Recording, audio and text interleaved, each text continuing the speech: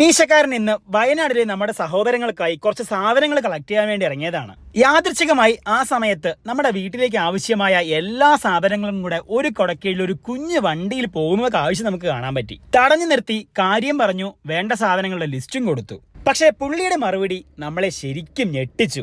എന്റെ കയ്യിൽ നിന്ന് നിങ്ങൾ 1000 രൂപയുടെ സാധനം വാങ്ങിച്ചാൽ 200-300 ലാഭം എനിക്ക് കിട്ടും. ഞാൻ എടുക്കുന്ന ഹോൾസെയിൽ കട പറഞ്ഞു തരാം, അവിടെ പോയി കഴിഞ്ഞാൽ നിങ്ങൾക്ക് ഈ 300-നും കൂടെ അധികം സാധനം അവിടെ നിന്ന് വാങ്ങാൻ പറ്റും. ഇതുപോലുള്ള നിഷ്കളങ്കമായ മുഖങ്ങൾ നമ്മുടെ മുന്നിലുള്ളപ്പോൾ നമ്മൾ എങ്ങനെയാ തോറ്റുപോവുക? ചേട്ടന്റെ ആ നല്ല മനസ്സിന് കുറച്ചെങ്കിലും സാധനം ചേട്ടനെ കൊണ്ട് വാങ്ങണമെന്ന് നമുക്ക് തോന്നി.